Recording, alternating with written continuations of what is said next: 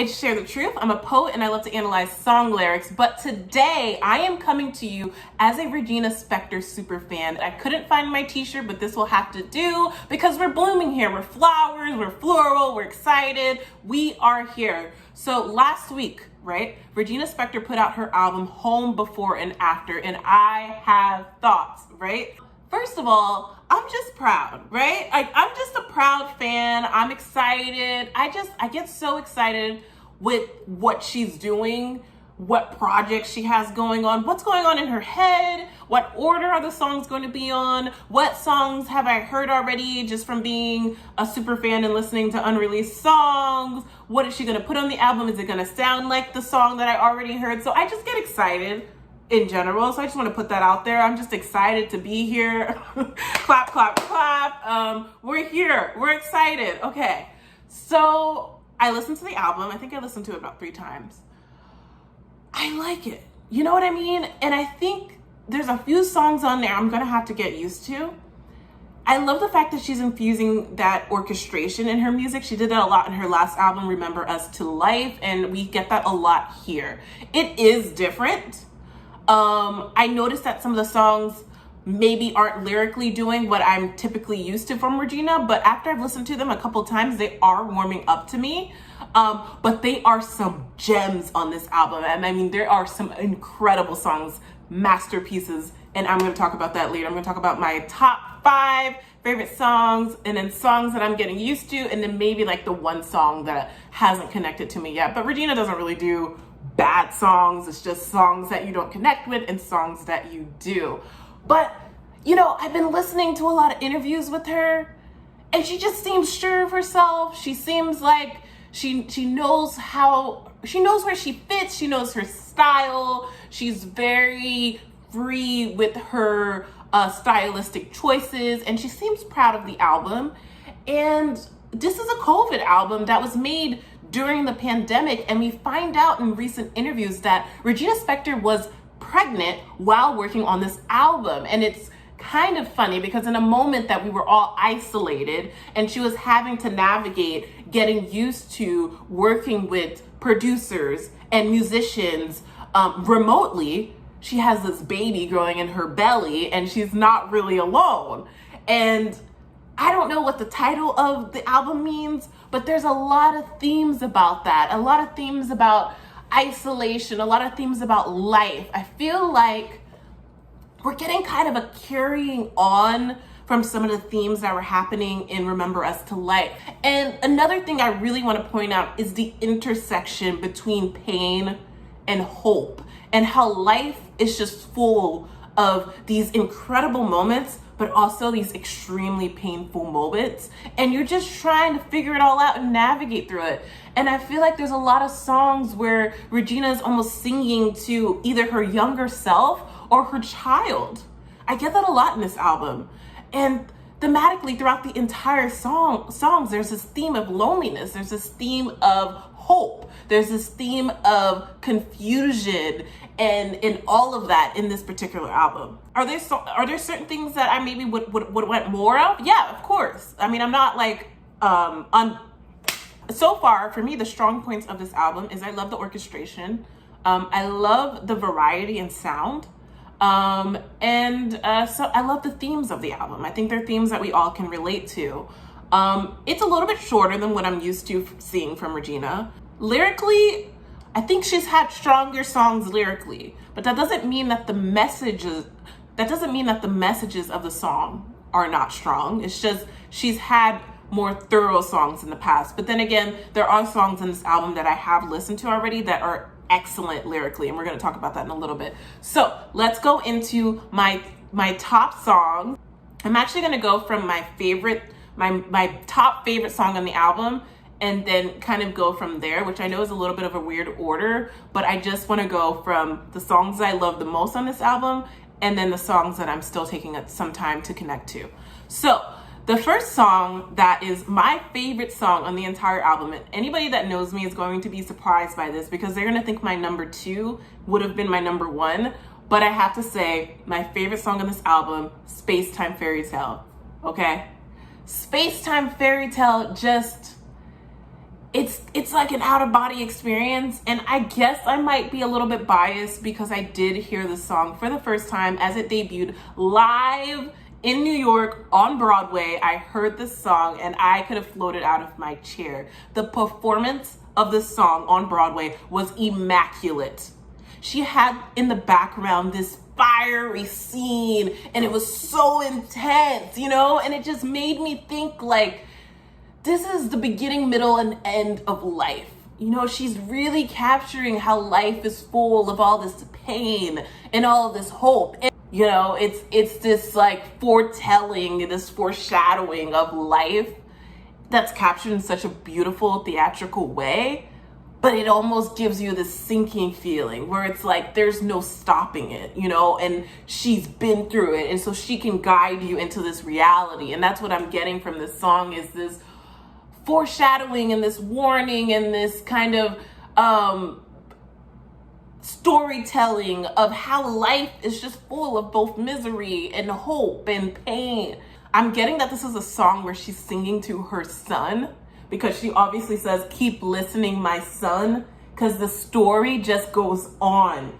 Each time a theory proves, the mystery just moves. That is such a moving line, because it's talking about how the minute you think you have life figured out, you really don't, right? You really don't. And this song, that's what it's all about. And she even said in an interview recently, she was on The View, and she did an excellent job there. And she said something about how this album covers those themes of how life is just this seesaw of pain and hope, of major success and failure, you know, and the minute you think you have it figured out, you don't have it figured out. And I feel like Space-Time Fairy Tale captures that. And there's these like orchestration elements in the middle. It starts off very dark, and then in the middle there's this lightness and this tapping. And in the actual performance, she even has a tap dancer on stage with her during the performance, and I absolutely love that she kept this element in the song. So yeah, this is just, I just love it. It's just the orchestration. It's hard to explain. It's one of those songs you just have to listen to. Pages burn, but words return. Just watch the flames and you will learn. Pages burn, but words return. Just watch the flames and you will learn. You will learn. You will learn. If that doesn't capture the journey of life, I don't know what does. You learn through pain. You know, it's just about how you have to grow from these painful experiences in your life. It's not about necessarily bad things are always going to happen to you, but when bad things do happen to you, you will learn. So, and that's just my interpretation. That's what I hear when I listen to the song. I would love to know what you all think, and definitely don't take my interpretation as word, because we know with Regina Spektor's music, it's always up to interpretation. But I just feel like this is such a beautiful message to her son, and it's on the same realm as The Light from Remember Us to Life. So number one song, it just takes me through a journey. It takes me through a journey. Number two song should have been my number one song, but Regina is constantly topping herself. Number two is Loveology. Loveology, Loveology. We love Loveology. Okay. Here's the thing about Loveology. Loveology is a song that I have listened to for about 15 years now. I've known of this song, Loveology. I heard the unreleased version in pretty much a flash drive MP3 player that I used to put my headphones in and ride my bike home from high school. Okay? I'm not that old. I just used old stuff. I didn't have enough money to buy an MP3 or an iPod.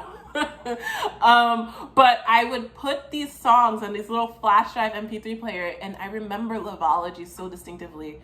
And I remember this moment where I was in my dad's house. I was living with my dad at the time, and something happened. I made him upset, whatever, and he was screaming at me, and I had this song in my ear, and I was running around this giant marble coffee table that we used to keep in the living room, this big coffee table. And I just kept running around and running around and running around it. And I went to my room, I shut the door, and I said to myself, "Oh, an incurable humanist you are." And I remember thinking, and this isn't about my dad, I don't want to get my dad into this too much, but I just remember thinking like, wow, there's things about people that I'm never going to be able to change. There's things about people that are incurable. And it was that beginning stages of like realizing that lack of control I had. And that was just the message that it was for me. But then it's also like there's things about me that are incurable. There's traits about me that maybe I wish I could change and I couldn't. And it's just such a poignant song. And that whole part where she goes, I'm sorryology, forgive meology.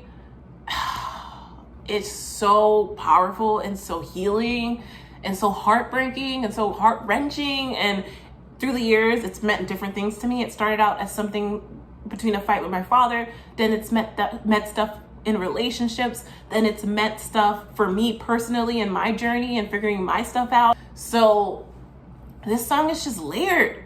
It's just layered. To be honest, I'm going to say this.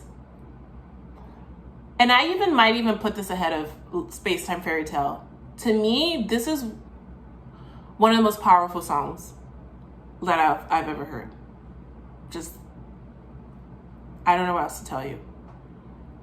It's up there. If I were to say what is the most powerful, impactful songs you've ever heard, Loveology would be on the list. They're both number one for different reasons, but the list is the list right now, so let's just leave it the way it is. Number 3, Raindrops. Another OG. Yeah.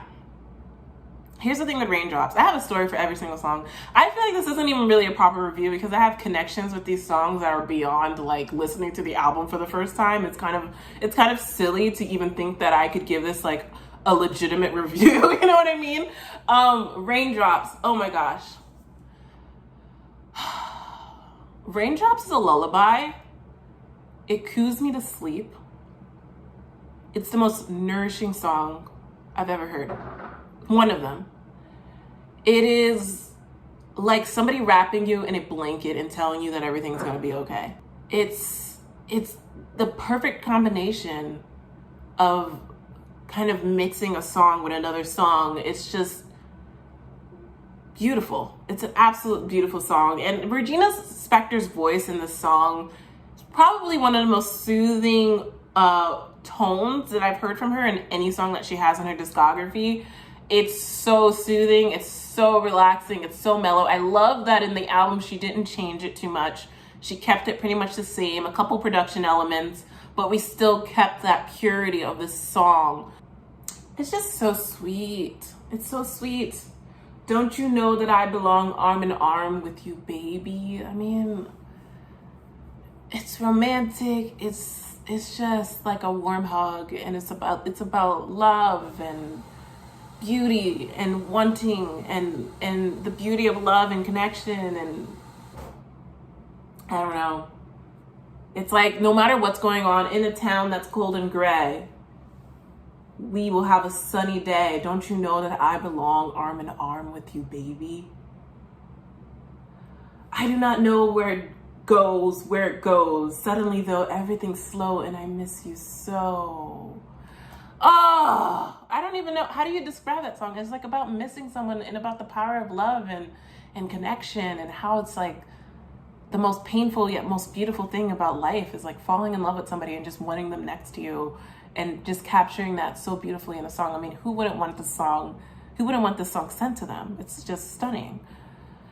And it's a lullaby. It really is a lullaby. So number 4 is we have Up the Mountain. My reaction to Up the Mountain was out of body, as you can see. I will link the reaction in my description box. Absolutely love this song, but really the song's strength is its production. The song has this bombastic production to it. It's like I said in my reaction, it's giving me Small Bills. It's giving me angsty Regina. It's giving me Edit. White lines on your mind, keep it steady, you are never ready for the lies. You know that Spunk or Coca-Cola, Small Bills, you know what I mean? That's what it's giving me. And I feel like Regina has this sector of her personality that she exposes in her music. And she has said in the past that she's influenced by hip hop. She's influenced by all types of sounds and energies and dance, you know what I mean? And I feel like every once in a while we get a song, you know, Consequence of Sounds, that just has this angst, this oomph, and it just hits. And I feel like the message of Up the Mountain is kind of similar in theme to a lot of the other songs in the album, where it's kind of talking about how we're on this chase. For me, it's talking about how we're constantly running up the mountain.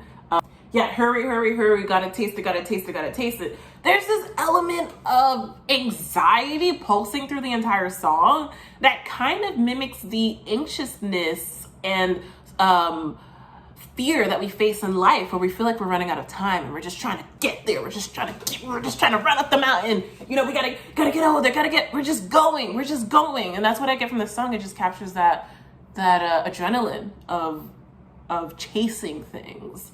I even said it's giving me capitalism. I don't know about that. That was just my reaction. I thought that was pretty funny. And then number 5, we have, what do we have next? Oh, Becoming All Alone. So Becoming All Alone is a song that I heard a couple years ago. I actually completely forgot about the song. It was very strange.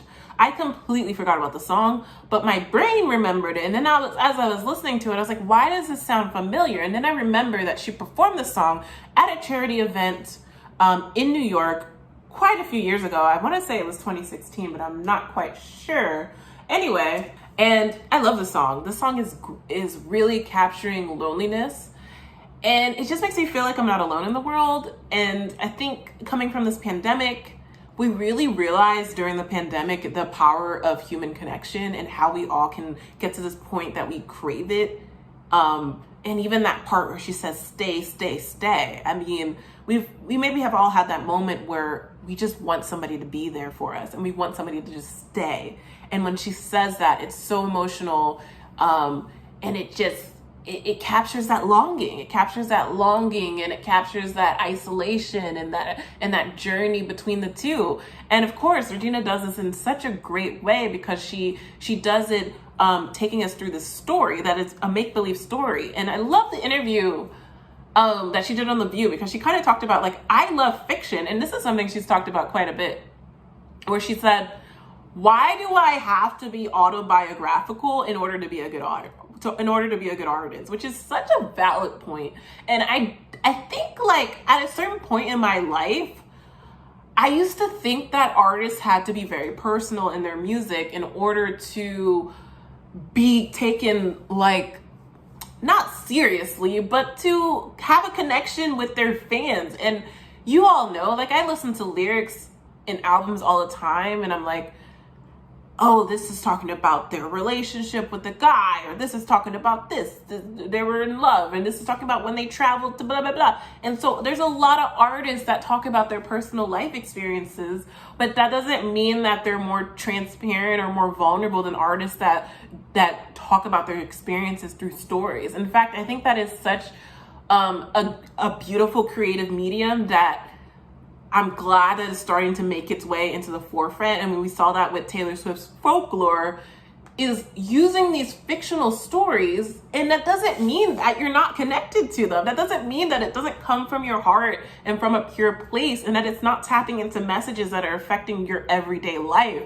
So even though the song, for me, has these clear thematic elements of loneliness, isolation, fear, it's in this telling of the story. I went walking home alone past all the bars and corner delis when I heard God call out my name, and he said, hey, let's grab a beer. It's awful late. We're both right here. And we didn't have to pay because God is God and he's revered. And so it's talking about this conversation that she's having with God, which, you know, that could actually be a real experience, or it could just be a fictional story that she's using to explain these feelings that she's having and these struggles that she's having. Why doesn't it get better with time? You know,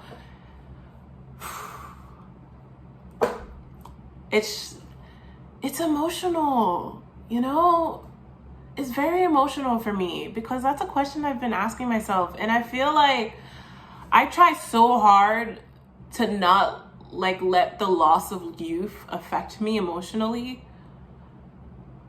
because I feel like in your youth years, you're so much lighter, you're so much more naive, you're so much more hopeful, And so I try to just like pretend like that I'm younger, have that younger spirit. Not that I'm not young now, but I'm not in my early 20s anymore.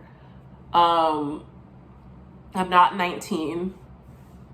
And bad shit has happened. And that's the thing, that when you get older, it's like you have to get through all these experiences, and you have to, it's like a season of renewal, right? And I just moved to a new city. I'm grieving all these phases in my life that don't exist anymore. All these people that don't exist anymore. People that have passed away. Friendships that have ended. I miss my home, but my home isn't my home anymore. My home isn't even the home that it used to be, because things are always changing. And so I could go back home, but it's still not even my home, because it's not the home I'm used to. People have moved, buildings have gone up, gentrification, rent is skyrocketing. My favorite stores and bars have closed. And so how do you grapple with that? And so that's what I think about when I listen to this song. And yeah, I am going to make this video personal, because Regina Spektor, to me, it was like, she helps me tap into some of these emotions. And that's the power of music for me. It's like, it helps me tap into these feelings that maybe I don't think about. And it helps put closure to them, because sometimes it can get a little bit overbearing. And it's like that line where she says, why doesn't it get better with time? I'm becoming all alone again. That to me is like, here we go again, you know, because human connection is often a cycle where you have people in your life, and then the next second you know they're gone. It just hits me, and it just captures that isolation. It captures that journey that you have to navigate of just letting go. But in this particular song, I feel like she's not necessarily letting go. She's almost like grasping for straws or holding water in her hand, and it's just slipping out. And that's what I get from this song, and that's why I think it's so beautiful. And those are my top 5. Those are my top 5. And then we're going to go into the second half of the album, or the second portion of the songs that I like. Some songs I'm getting used to, some songs I haven't connected to yet, and songs that, the one song that is on the bottom of my list that for whatever reason, I just haven't connected to it. So let's do that.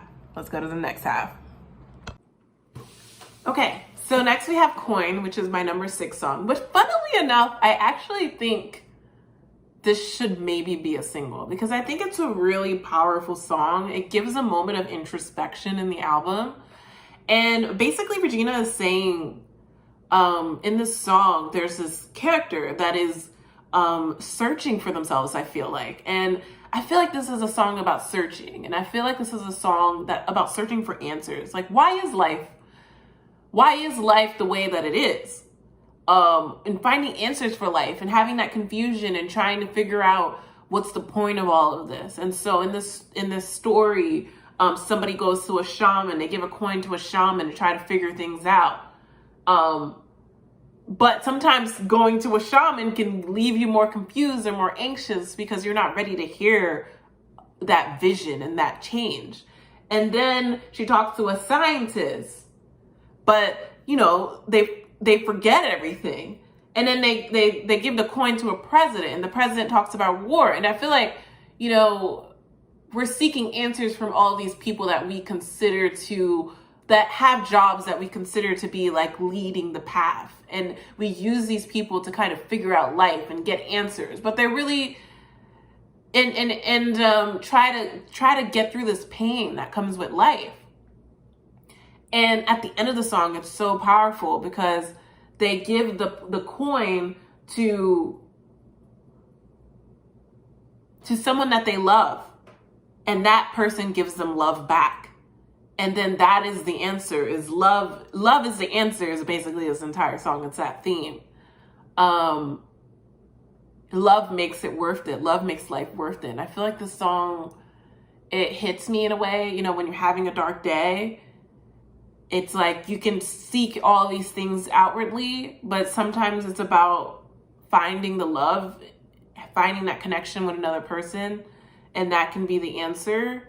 And I love that she talks about in this song, that point of view of giving this coin to someone, and they looking back at you with love. And so you're giving them something, and they're giving you back love. And I feel like when I was listening to the song, it reminds me of something that she said in an interview recently, where she was talking about how, I think Whoopi Goldberg or maybe the other host had asked her, you know, did you expect all of this for your career, and what has been like the most incredible part? And she said something really profound. She said that, like, for her, the most amazing things that happened to her weren't what really happened when her career blew up and she had all these incredible things happening, all these glamorous things happening, these big shows, records, whatever. That wasn't what impressed her and gave her hope. It was the lady on the subway that gave her piano lessons when she asked, free piano lessons. It was the person who gave her family a free piano. I mean, those beginning steps, the kindness of strangers was what made her realize the power and the beauty that is life, which is love. It's people giving you love in their own form for no reason whatsoever. I mean, imagine if that had not happened to her. And so when I listen to the song, I kind of think of that. It's like throughout the entire song, you're giving this coin away to different things, maybe seeking answers for life, but the answer to life maybe is love and connection. I like the fact that it builds in the beginning. There's just her voice and the piano, and then towards the middle, it kind of has this explosiveness, and it builds into like, this is the answer, and you just feel it in your heart and your soul, and it's really a great song. Next, we have number 7 on my list, which is Sugar Man. I just like the song because I find it kind of catchy, to be honest. It has a nice percussive element. I like the piano chords on it. It's kind of funky and spunky, and it makes me feel like I'm just bobbing my head. It's talking about a sugar man, a sugar daddy, how she doesn't feel like the character in the song doesn't feel like she's herself without this person. Yeah, she's also pretty sure that things aren't going to go well, but she knows that this person is providing for her, and it's kind of capturing that dynamic in the relationship. I think it's a nice fun song. I like that it's more towards the middle of the album, and I just like it. I'm still listening to it a few more times, but for me, it's a fun song, and I enjoy listening to it, and it makes me feel good, so that is why it's number 7. What Might Have Been is my 8th song. I actually really like this song, What Might Have Been. This might actually go higher up on my list, but I guess like it's hard because some of the songs that I loved from the top of my list, I've been listening to for more than a decade now. So, but I actually really love this song, and it's talking about that intersection between pain and hope, but in a different way. It's like there can be a war, but then there's people helping people seek shelter. And it's that quote that I know that I love, where it's like, whenever something bad happens, it can be so easy to focus on the bad and to focus on what the bad people are doing. But there's that saying to look for the helpers, look for the people that are helping, and look at them, because as bad as things are and as bad as things can be, there's always people that are helping in that situation. Bombing and shelters go together. It's horrible when there's bombings, but people are giving shelter. Laughing and hurting go together. Exactly. It's like this whole album is a similar theme of like, yin and yang, good and bad, misery and miracles. And I like Regina's voice on this song. It's that like lovely tone that I don't know. I just love her voice in this. It's this innocence and this realization. And I feel like some of Regina's songs, like I said earlier in this video, she just makes you feel like everything's gonna be okay, everything's gonna be fine, blah, blah, blah, blah, blah. You know, that's what I get. Was it called Home? It's called Through the Door. Sorry, I just ate because I was hungry. And then number 9 is Through the Doors. It's called Through the Door. I actually really like this song. I think this song might really grow on me because lyrically it's stunning. It's just not catching me maybe sonically as much. It's very moving and I love it lyrically.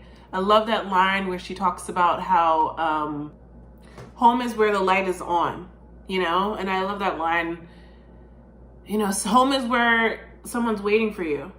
Just go back home. Whatever home is where your people are at. You know, where your family and your support system. So, number 10, that leaves us with, first of all, in my defense, this album is really short for a Regina Spektor album. Usually she has like 13 to 15 songs if you include the bonus tracks. So please don't get on me that I put this song last, because had this album been longer, I don't think that this would have been the last one on the list. But I'll be completely honest, One Man's Prayer is my least favorite song on the album, which is so crazy because I've heard so many people love this song. I don't know what it is about it that I didn't connect with yet on the first 3 listens. It could get better. We love a Regina. I love her vision.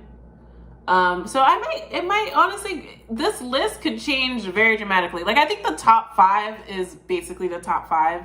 But if I think about it, every song in the top 5 are songs that I've heard before. So is that even fair? Are rankings even, is there even a point to this video? But there is a ranking. Like, those are my favorite songs in the top 5, but the bottom 5, it's not really fair because I haven't really grown to love these songs. And then also there's all songs that I just don't like. Like, that's okay too. We love Regina, but that doesn't mean I have to like every song she puts out. I completely understand that.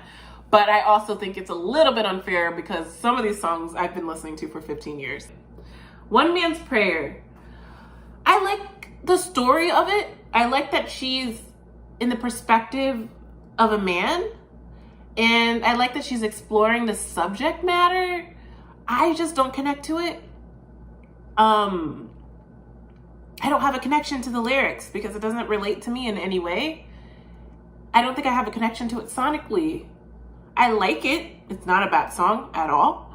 I like it lyrically. I think it's a solid song.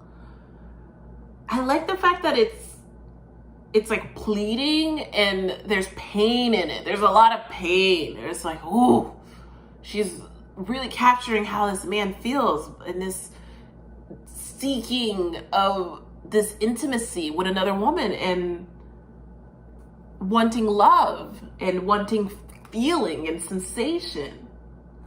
This guy just wants a girl to look his way, wants a girl to pay attention to him. I just, it doesn't hit me. It doesn't connect. So anyway, that's my top 10. Well, there's only 10 songs in the album, but that's my ranking. And yeah, overall, I'm just excited. I'm excited for this new Regina Spektor era. She's so great live. So I'm just excited to see her live. I don't know when I'm going to see her live, because the dates are a little bit, I got to see which one I can go to and matches up with my schedule. I have a thing where my favorite Regina Spektor album is not necessarily the album that I think is the best Regina Spektor album. Maybe I'll make more Regina Spektor videos, even though they're not really popular. I could talk about Regina Spektor all day. But here's a little tidbit that I'm going to tell you about my album ranking. Begin to Hope is my favorite Regina Spektor album. But Remember Us to Life is Regina Spektor's magnum opus. I love Begin to Hope. That's my favorite album, but I think Remember Us to Life is a better album, even though it's not my favorite. Like, it's the better album, but I don't necessarily like the better album. But that's just my opinion. I think this is probably gonna go like right around where what I saw from the Cheap Seats. It's like kind of giving me that energy from what I saw from the Cheap Seats. And I have to say, what I saw from the Cheap Seats is kind of towards the mid-bottom range. So, but I love songs from this album. I love songs from the other album. So I don't know where it's gonna fit. So that's all I have to say. If you like this video, hit subscribe, and I look forward to seeing you guys in the next one. I am SherDelva. Bye.